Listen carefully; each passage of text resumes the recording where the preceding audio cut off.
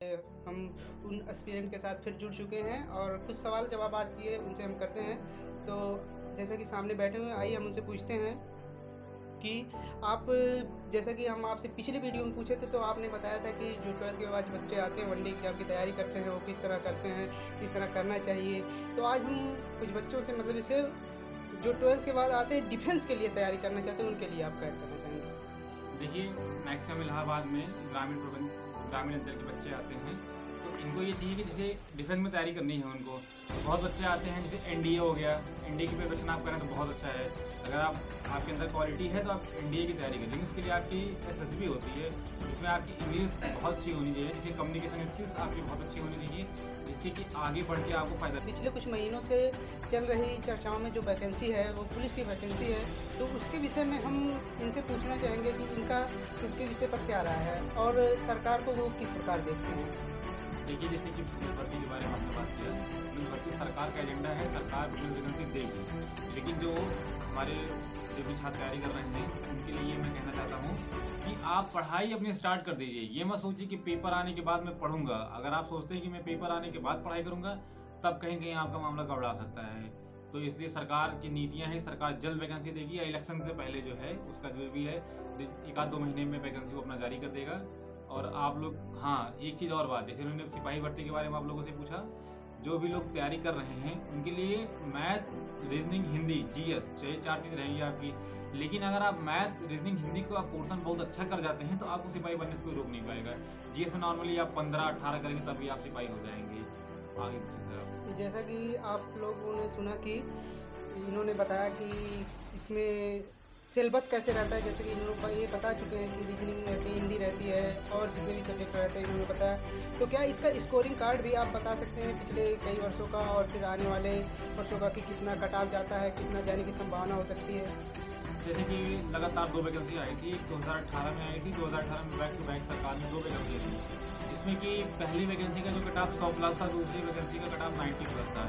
तो जो एस्पिरेंट है, अगर वो इतना भी कर 100 कर लेते हैं तो उनकी सिलेक्शन फिक्स हो जाएंगे। फिक्स मतलब कि डिपेंड करता है कि पेपर कैसा आया है। अब ऐसा ना हो कि जैसे यूपी ट्रिपल एससी का पेट का पेपर आया था, वैसा पेपर आ जाएगा तो ऑब्वियस सी बात है, नंबर कम जाने ही जाने हैं।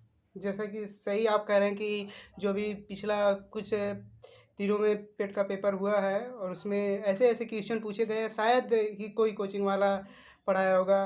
बहुत सी कोचिंगों ने अपने हाथ खड़े कर दिए उस क्वेश्चन को लेकर, और जो उसमें पूछा गया, तो शायद लगता है कि ऐसा पेट में पूछना नहीं चाहिए था।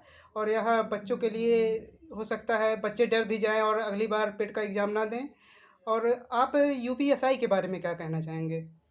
यूपीएसआई की वैकेंसी अभी 10,000 फाइनल हुई है। सरकार जल्द से जल्द वैकेंसी कराएगी। आप लोग पढ़ते रहिए, उसके लिए जो भी पढ़ना हो आपको, मतलब आप अभी पुलिस की तैयारी कर रहे हैं, आप एक अपर लेवल पे तैयारी करेंगे तो आप पुलिस तैयारी अच्छी तो आप दरोगा में भी हो जाएंगे, उसमें कोई दो राह नहीं है। जैसे अभी आपने कहा पेट की तैयारी सरकार ने ऐसा बनाया, सरकार की भी गलती नहीं है उसमें, क्योंकि सोशल मीडिया या ऑनलाइन प्लेटफॉर्म पे इतनी ईजी क्वेश्चन अवेलेबल हो जाए तो सरकार का कहीं ना कहीं वो रवैया रहता है कि टफ करने का, कि ताकि ये ना हो कि मेरिट बहुत चली जाती है, मेरिट बहुत कम चली जाती है। जैसा कि सही, आपका भी कहना सही है। और तो क्या यूपीएसआई का भी सिलेबस आप हमारे दर्शकों को बता सकते हैं? हाँ, यूपीएसआई में 40-40 क्वेश्चन आते हैं, टोटल 160 क्वेश्चन आते हैं, जिसमें 40 मैथ के रहते हैं, 40 हिंदी रहती है, 40 जीएस रहती है और 40 रीजनिंग रहती है। जो आपका मैथ वाला पोर्शन है उसमें 40 में जो है 20 रीजनिंग रहती है और 20 जो है आपकी मैथ रहते हैं। ये हमारा सिलेबस है यूपीएसआई का। चलिए ठीक है। तो क्या विगत कई वर्षों में जो पेपर हुए हैं, मतलब जैसे यूपीएसआई के, तो पेपर कैसे रहे हैं, तो उस पर आप कुछ अपना विचार प्रकट करना चाहेंगे? पेपर देखिए, एक ही चीज़, अगर आपका कॉन्सेप्ट क्लियर है तो आपकी नौकरी कोई रोक नहीं सकता है। अगर आपने हार्ड वर्क की है तो आपकी नौकरी लगनी तय है। चाहे पेपर जितना भी कठिन आ जाए, जितना आसान आ जाए, आपकी नौकरी लगेगी। तो क्या आपने भी कभी कोई, जैसे यूपीएसआई का फॉर्म या पुलिस का फॉर्म पिछले विगत वर्षों में डाले हैं या नहीं, या उसके विषय में कुछ चर्चा? हाँ, जैसे आपने पूछा, हाँ, मैंने यूपीएसआई का एग्ज़ाम दिया था, बट मेरा निकला नहीं है, ऐसा है।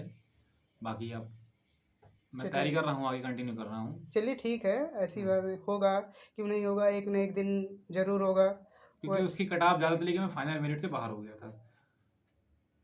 धन्यवाद। चलिए हम आपसे अब मिलते हैं अपने अगले वीडियो में। धन्यवाद। ठीक।